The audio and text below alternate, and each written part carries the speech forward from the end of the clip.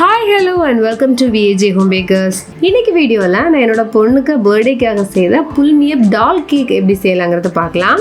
So வீடியோவை skip பண்ணாமல் last வரைக்கும் பாருங்கள். அது மட்டும் இல்லை, வீடியோவை மறக்காமல் லைக் பண்ணுங்கள், கமெண்ட் பண்ணுங்கள். என்னோடய வீடியோவை சேனலை சப்ஸ்கிரைப் பண்ணாமல் பார்த்துட்ருக்கீங்கன்னா சப்ஸ்கிரைப் பண்ணி சப்போர்ட் பண்ணுங்கள். வாங்க வீடியோக்குள்ளே போகலாம். என்னோடய பேக்கிங் ரூம் டூர் கேட்டிருந்தீங்க இல்லையா, ஆக்சுவலி அது ஹாஃப் ரெடி பண்ணிவிட்டேன். ஸோ நெக்ஸ்ட் வீடியோ இல்லைனா அதுக்கு அடுத்த வீடியோ நான் வந்து என்னோடய பேக்கிங் ரூம் டூர் கண்டிப்பாக நான் அப்லோட் பண்ணுறேன், சரிங்களா?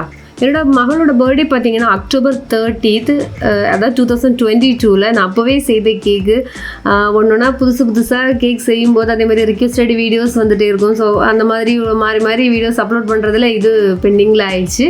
அண்ட் புல்மியப் டால் கேக்கு கமெண்ட்லேயும் கேட்டிருந்தீங்க. ஸோ வீடியோ ஆல்ரெடி இருக்கே அப்படின்னு தான் இதை நான் இப்போ போஸ்ட் பண்ணியிருக்கிறேன். ஆல்ரெடி இந்த டால் கேக் எப்படி செய்யணுங்கிற டீட்டெயில்டு வீடியோ நான் அப்லோட் பண்ணியிருக்கிறேன். ஸோ இந்த வீடியோவில் பார்த்தீங்கன்னா அதுக்கும் இதுக்கும் என்ன டிஃப்ரென்ஸ்னால், அதில் வந்து நம்ம க்ரீம் வச்சு ஐசிங் எல்லாம் கொடுத்து ஒரு பைப்பிங் கொடுத்து டெக்கரேட் பண்ணியிருப்போம். பட் இதில் அப்படி இல்லை, ஜஸ்ட் அந்த ஃபுல்லாக ப்ரொசீஜர் மட்டும்தான் டிஃப்ரெண்ட்டாக வரும். ஸோ அந்த டால் செய்கிற அந்த ஃப்ராஸ்டிங் மெத்தட்லேயும் ஒரு சின்ன ஒரு டிஃப்ரெண்ட் இதில் நான் வேறு இன்னொரு மெத்தடில் செய்திருக்கிறேன். நான் அதையும் வந்து உங்களுக்கு எக்ஸ்பிளைன் பண்ணுறேன். இது பார்த்தீங்கன்னா டோட்டலாக 1 kg கேக்கு. ஸோ நான் வந்து அந்த டால் மோல்ட்லையும் 1/2 kg, அதாவது 6 inch டின்லையுமே நான் half பேட்டரை எடுத்து நான் பேக் பண்ணி எடுத்துருக்கிறேன்.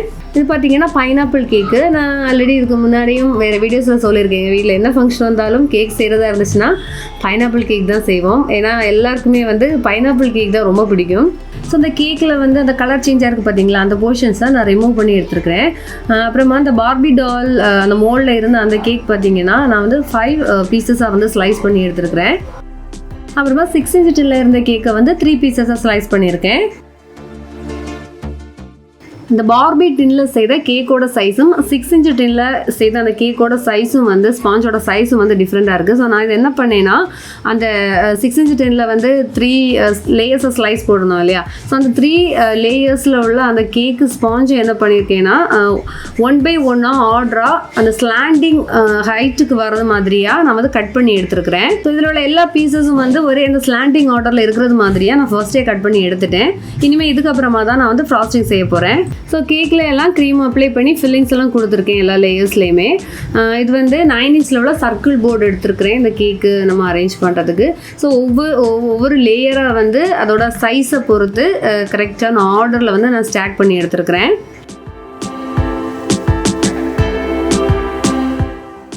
ஸோ இனி வந்து இது கொலாப்ஸ் ஆகாமல் இருக்கிறதுக்காக சென்டரில் ஒரு ஸ்கியூவர் இன்சர்ட் பண்ணிக்கலாம். அதுக்கப்புறமா இதுக்கு க்ரம் கோட்டிங்கும் கொடுத்து எடுத்துக்கலாம். ஸோ இந்த கேக் பார்த்தீங்கன்னா அவசரமாக செய்தது. ஏன்னா ஒரு பிளானிங் இல்லையா இருந்து என்ன பண்ணலாம் என்ன செய்யலாம்னு. ஏன்னா 30th எனக்கு வந்து வேறையும் ஒரு என்கேஜ்மெண்ட் கேக்கு ஆர்டர் இருந்துச்சு. நான் அந்த கேக்கு நான் வீடியோ அப்லோட் பண்ணியிருந்தேன். ஹூப் ஸ்டாண்டில் ஒரு என்கேஜ்மெண்ட் கேக்கு. அந்த என்கேஜ்மெண்ட் கேக் பார்த்தீங்கன்னா எங்களோட ஒரு ரிலேட்டிவ் தான். ஸோ அது ஃபங்க்ஷனுக்கு போக வேண்டியது இருந்துச்சு. ஸோ பர்த்டேக்கு கேக் கட் பண்ணணும், என்ன செய்யலாம், என்ன மாதிரி தீமில் பண்ணலாங்கிற ஒரு ஐடியாவும் இல்லாமல் இருந்துச்சு. ஸோ நான் ஆக்சுவலி இந்த கேக்கு அந்த என்கேஜ்மெண்ட் கேக்கு செய்து அங்கே போய் ஃபங்க்ஷன் எல்லாம் முடிச்சுட்டு வந்ததுக்கப்புறமா தான் கேக் பேக் பண்ணி ஓகே டால் கேக் பண்ணலாம். ஏன்னா வந்து மகளுக்கு வந்து ரெட் கலர் ஃப்ராக்கு தான் நான் பர்த்டேக்காக நான் எடுத்து வச்சுருந்தேன். ஸோ அப்போது அந்த ரெட் கலர்லேயே வந்து இந்த மாதிரி புல்மியப் கேக் வந்து செய்யலாம் அப்படிங்கிற ஒரு ஐடியாவில் சடனாக டிசைட் பண்ணி மத்தியானத்துக்கு அப்புறம் தான் நான் பேக்கிங் பண்ணி நான் செய்தேன். ஐசிங் கொடுக்கறதுக்காக நான் மேஜிக் பிராண்டோட மேஜிக் ரெட் கலர் எடுத்துருக்கிறேன். இந்த புல்மியப் கேக்கு செய்கிறதா இருந்ததுன்னா நம்ம கண்டிப்பாக ஐசிங் கொடுக்கணும். இந்த டாலுக்கு க்ரம் கோட்டிங் மட்டும் கொடுத்துட்டு அதுக்கு மேலே நம்ம அந்த கனாஷியை வந்து விட முடியாது. நல்லா நீட்டாக ஐசிங் கொடுத்ததுக்கு அப்புறமா தான் நமக்கு வந்து அந்த கனாஷியை வந்து இதில் அப்ளை பண்ண முடியும். அது மாதிரியே நம்ம என்ன கலரில் அந்த கனாஷி கொடுக்க போகிறோமோ அதே சேம் கலரில் தான் ஐசிங்கும் செய்யணும். ஸோ இதை வந்து நல்லா நீட்டாக லெவல் பண்ணி ஃபினிஷ் பண்ணி எடுக்கிறதுக்கு பார்த்திங்கன்னா நம்ம நார்மல் ஸ்க்ராப்பர் முடியாது. ஏன்னா இது வந்து அந்த ஸ்லாண்டிங்கில் இருக்கிறதுனால. ஸோ இது பார்த்திங்கன்னா ஃப்ளெக்சிபிள் ஸ்க்ராப்பர்ஸ் நமக்கு இருக்கும் இந்த மாதிரி செய்கிறதுக்கு. ஸோ ஃப்ளெக்சிபிள் ஸ்க்ராப்பர் உங்ககிட்ட இல்லை அப்படின்னா OHP ஷீட்டை வந்து ஸ்மால் பீஸாக கட் பண்ணி கூட இந்த மாதிரி நீட்டாக ஐசிங் கொடுத்துக்கலாம்.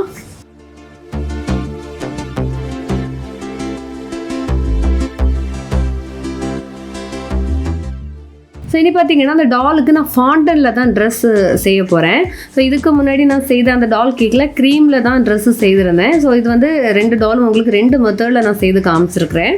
ஸோ இது இந்த டாலுக்கு வந்து ட்ரெஸ் நம்ம டாப்பில் மட்டும்தான் கவர் பண்ணிக்க போகிறோம். ஸோ ஜஸ்ட்டு இப்போ ஃபாண்டன்ட் வந்து ஃப்ளாட்டாக நம்ம ஸ்ப்ரெட் பண்ணி எடுத்ததுக்கப்புறமா இந்த மாதிரியே பார்த்தீங்களா அந்த கரெக்டாக அந்த பாடி ஷேப்புக்கு நம்ம வச்சு அட்ஜஸ்ட் பண்ணி விட்டாலே போதும். அதுக்காக தனி டெக்னிக் மெத்தட்ஸ் அப்படியெல்லாம் எதுவுமே கிடையாது. இப்போ நான் செய்கிறது மாதிரி நீங்கள் ஃபாலோ பண்ணால் போதும். ஏன்னா ஃபாண்டன்ட் வந்து ஜஸ்ட் ஃப்ளெக்சிபிள் ஸ்ட்ரெச்சபிளாக தானே இருக்கும். ஸோ நமக்கு தேவைக்கு அட்ஜஸ்ட் பண்ணி அதை ஸ்ட்ரெச் பண்ணி இந்த பாடி ஃபுல்லாக கவர் பண்ணி எடுத்தால் போதும்.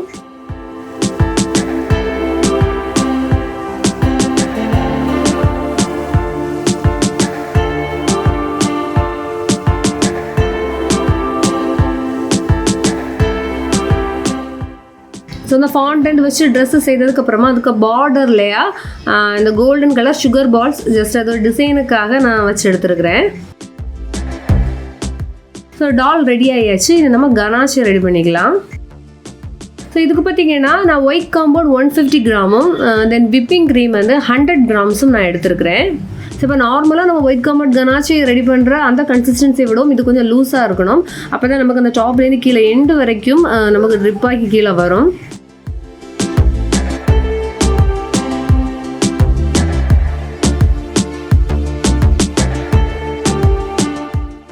ஸோ இதில் பார்த்தீங்கன்னா நமக்கு இந்த கனாஷே இந்த லம்ஸ் எதுவுமே இல்லாமல் கம்ப்ளீட்டாக மெல்ட் ஆகிறது வரைக்கும் நல்லா நீட்டாக மெல்ட் பண்ணி எடுக்கணும்.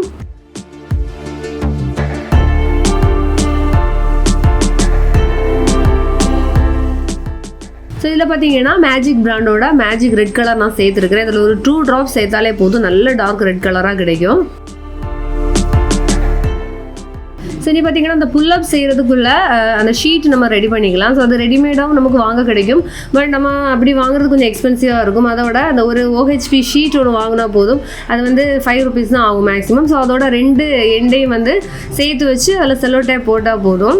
ஸோ இதில் பார்த்தீங்கன்னா நமக்கு அந்த ஃபுல் ஹைட்டு தேவை கிடையாது. ஸோ இதில் வந்து ஒரு 3/4 அளவு போதும். ஸோ பேலன்ஸ் அந்த 1/4 ஹைட்டுக்குள்ளே தான் கட் பண்ணி எடுத்துக்கலாம். ஸோ இந்த புல்மியப் கேக் செய்யும்போது நம்ம எப்போவுமே ஐசிங் செய்துட்டு ஃப்ரிட்ஜில் கொஞ்சம் நல்லா கூலாக வைக்கணும். அப்போ தான் நம்ம கனாஷி மேலே விடும்போது கரெக்டாக அது செட் ஆகி நமக்கு வடைஞ்சு கீழே வரும். ஸோ எனக்கு பார்த்தீங்கன்னா நான் சொன்ன மாதிரி கேக்கு பேக் பண்ணுறதுக்கே லேட் ஆகிடுச்சு. அடுத்த ஒவ்வொன்றும் பார்த்தீங்கன்னா அதுக்கான ப்ராப்பர் டைமிங் கொடுக்குறதுக்கு செட் ஆகிறதுக்குள்ள டைமிங் கொடுக்குறதுக்கு எனக்கு டைம் இல்லை. ஏன்னா ஈவினிங் ஒரு 6 o'clock போல் கேக் கட் பண்ணோம் சொல்லி என் அப்பா வேலை வர சொல்லியிருந்தோம். ஸோ அந்த டைமுக்குள்ளே ரெடி பண்ணோம் அப்படிங்கிறதுக்காக எனக்கு ஐசிங் கொடுத்துட்டு ரொம்ப நேரம் எனக்கு ஃப்ரிட்ஜில் செட் பண்ணி வைக்கிறதுக்கு முடியலை. ஸோ இந்த கேக்குக்கு மேலே அந்த டிரான்ஸ்பரண்ட் ஷீட் வந்து வைக்கலாம். இது பார்த்தீங்கன்னா நமக்கு அந்த க்ரீமுக்குள்ளே இன்சர்ட் ஆகி போகக்கூடாது. பட் நான் ஆல்ரெடி சொன்னது மாதிரி எனக்கு கரெக்டாக அந்த செட் பண்ண வைக்கிறதுக்குள்ள டைம் எதுவும் இல்லை. க்ரீமு நல்லா ஸ்டிஃப் ஆகலை, ட்ரை ஆகலை. ஸோ அந்த லைட்டாக எனக்கு இன்சர்ட் ஆகி போயிடுச்சு. ஸோ அதுக்கப்புறமா நம்ம ரெடி பண்ணி வச்சுருந்த அந்த ஒயிட் காம்பவுண்ட் கனாஷ் இருக்கு இல்லையா, அது அந்த ஷீட்டுக்குள்ளே எடுத்து விடலாம். ஸோ இதில் பார்த்தீங்கன்னா நான் விட்டதுமே இந்த சைடில் எங்கே கேப் இருந்துச்சு, அது வடிஞ்சு போக ஸ்டார்ட் ஆச்சு. நான் அப்போ கொஞ்சம் கூட அழுத்தி அந்த க்ரீமுக்குள்ளே இருக்கிறது மாதிரியா நான் அந்த ஷீட்டை வந்து அட்ஜஸ்ட் பண்ணி வச்சேன். இது உங்களுக்கு நான் ஏன் காமிச்சேன் அப்படின்னா, சப்போஸ் இந்த மாதிரி கேப் இருந்துச்சுன்னா அது கண்டிப்பாக நமக்கு ஃபுல்லாக பண்ணுறதுக்கு முன்னாடியே அது கனாஷ் எல்லாமே கீழே ட்ரிப் ஆகி வந்துடும். ஸோ இந்த விஷயத்தில் வந்து கொஞ்சம் கேர்ஃபுல்லாக இருந்துக்கணும். அப்புறம் ஒரு இம்பார்ட்டன்ட் விஷயம் என்னென்னு பார்த்தீங்கன்னா, நம்ம அதை ரெடி பண்ணி வச்சுருக்கோம்ல அந்த கனாஷி வந்து இப்போ டபுள் பாயில் பண்ணும்போது அது கொஞ்சம் ஹீட் இருக்குமே, அந்த ஹீட் கம்ப்ளீட்டாக போய் நல்ல நார்மல் ரூம் டெம்பரேச்சருக்கு அந்த கனாஷி வரணும். அதுக்கப்புறமா தான் வந்து இந்த மாதிரி ஷீட்டுக்குள்ளே எடுத்து விடுறது மாதிரியாக இருக்கணும். அப்புறமா ரொம்ப இம்பார்ட்டன்ட் பார்த்தீங்கன்னா, நமக்கு கேக்கு ஃப்ரிட்ஜில் வச்சு ஒரு 1/2 hour or 1 hour நல்லா கூலாகி இருக்கணும். அப்போ தான் அந்த கனாஷியே கரெக்டாக செட் ஆகி பாட்டம் வரைக்கும் ட்ரிப் ஆகி நிற்கும். அப்படி இல்லைன்னா வடிஞ்சு கீழே வரைக்கும் வந்துடும். ஸோ எனக்கு பார்த்தீங்கன்னா ரெண்டு ஆப்போசிட்டாக இருந்துச்சு. ஏன்னா கேக்கு ஃப்ரிட்ஜில் வச்சு கூல் ஆக்குறதுக்குள்ள டைமும் இல்லை, தென் கனாஷி வந்து அந்த ஹீட் வந்து கம்ப்ளீட்டாக போகிறதுக்கு ஆற வைக்கிறதுக்குள்ள டைமும் இல்லை. ஸோ அதுவும் நான் அவசரமாக செய்தேன். ஸோ எனக்கு என்ன ஆயிடுச்சுன்னா, புல்லப் பண்ணும்போது அப்புறமா பார்க்கலாம் எப்படி இருக்குன்னு பாருங்கள். ஸோ இதில் வந்து நம்ம டெக்கரேஷனுக்கு என்ன வேணும்னாலும் சேர்க்கலாம். நான் வந்து கொஞ்சம் ரெட் கலர் கிளிட்டர் தான் கொடுத்துருந்தேன். ஸோ நான் இதில் வந்து கிளிட்டர் கொஞ்சம் அதிகமாக சேர்க்கணும், சரிங்களா? நான் ஏற்கனவே சொன்னது மாதிரி அது சடனாக வந்து இதை செய்கிறதுக்கு வேண்டி டிசைட் பண்ணியிருந்தேன். ஸோ எங்கிட்ட கிளிட்டர் வந்து ரெட் கலர் நிறைய இல்லை, கொஞ்சமாக தான் இருந்துச்சு. ஸோ நான் அது கொஞ்சம் மட்டும்தான் அந்த சர்ஃபேஸில் வந்து கொடுத்துருந்தேன். ஸோ கிளிட்டரும் பார்த்தீங்கன்னா இப்போ நம்ம அந்த கனாஷி வந்து எவ்வளோ ஹைட்டு கொடுத்துருக்குறோமோ அதில் 1/4 ஹைட்டுக்கு நம்ம அந்த கிளிட்டர் கொடுக்கணும். கொடுத்தா மட்டும்தான் நம்ம கரெக்டாக புல்லப் பண்ணும்போது அந்த ஃபுல் டெப்த்துக்கும் வந்து கிளிட்டர் வடிஞ்சு கரெக்டாக வரும். ஸோ இதில் என்கிட்ட இருந்த கொஞ்சம் கிளிட்டரை மட்டும் அந்த சர்ஃபேஸில் லைட்டாக நான் அப்ளை பண்ணி கொடுத்துருந்தேன். ஸோ இனி டால் இன்சர்ட் பண்ணிக்கலாம். டால் பார்த்தீங்கன்னா கரெக்டாக அந்த கனாஷேக்கு மேலே நிற்கணும் சரிங்களா, உள்ளே இன்சர்ட் பண்ணி வச்சிடக்கூடாது. இப்போ நான் வச்சுருக்கேன் பார்த்தீங்களா, இந்த மாதிரி கரெக்டான ஹைட்டுக்கு தான் வைக்கணும்.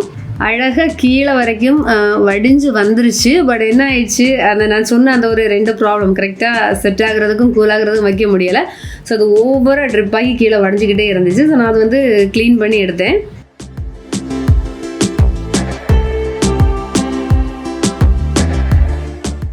ஸோ அந்த ஷீட் நம்ம ஃபுல்லாக பண்ணதுக்கப்புறமா டாலை கரெக்டாக நம்ம அதில் செட் பண்ணி வச்சுக்கலாம். ஸோ கிளிட்டர் எல்லாமே கீழே வரைக்கும் வடிஞ்சு வந்துருச்சு. ஸோ பேலன்ஸ் இருந்தால் கொஞ்சம் கிளிட்டர் வந்து அதுக்கப்புறமா நான் கொஞ்சம் ஸ்ப்ரெட் பண்ணி விட்டேன். அதே மாதிரி கொஞ்சம் கோல்டன் கலர் சுகர் பால்ஸே நான் மேலே போட்டு விட்டேன். ஸோ நீங்கள் வேணால் இந்த மாதிரி கூட பண்ணலாம். ஜஸ்ட் அதிலே தான் கிளிட்டர் வைக்கணும்னு கூட இல்லை.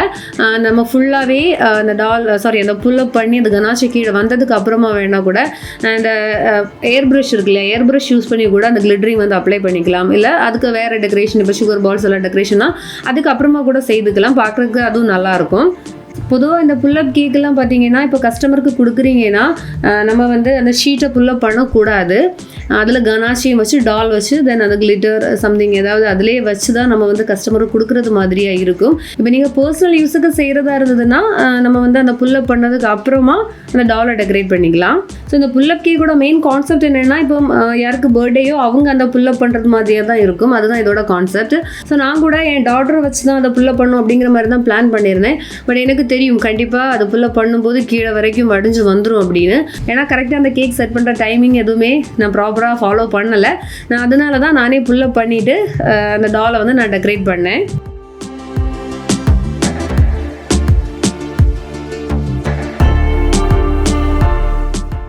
ஸோ புல்மிய மெத்தடில் உள்ள பார்பி டால் ரெடி ஆயிடுச்சு.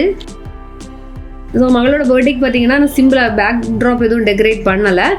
சிம்பிளாக அந்த டேபிள் மட்டும் டெக்கரேட் பண்ணியிருந்தேன். அதை சொன்னேன் இல்லை, என்கேஜ்மெண்ட் ஃபங்க்ஷன். ஸோ அங்கே டெக்கரேட் பண்ணால் கொஞ்சம் ஃப்ளவர்ஸ் எடுத்துகிட்டு வந்து அதை வச்சு மட்டும் டெக்கரேட் பண்ணி கேக் கட் பண்ணோம். இந்த வீடியோ உங்களுக்கு பிடிச்சிருக்கும்னு நான் நம்புகிறேன். ஏதாவது டவுட்ஸ் இருக்குன்னா நீங்கள் கமெண்ட்ஸில் கேளுங்க. லேட் ஆனாலும் நான் கண்டிப்பாக உங்களுக்கு ரிப்ளை பண்ணுவேன்.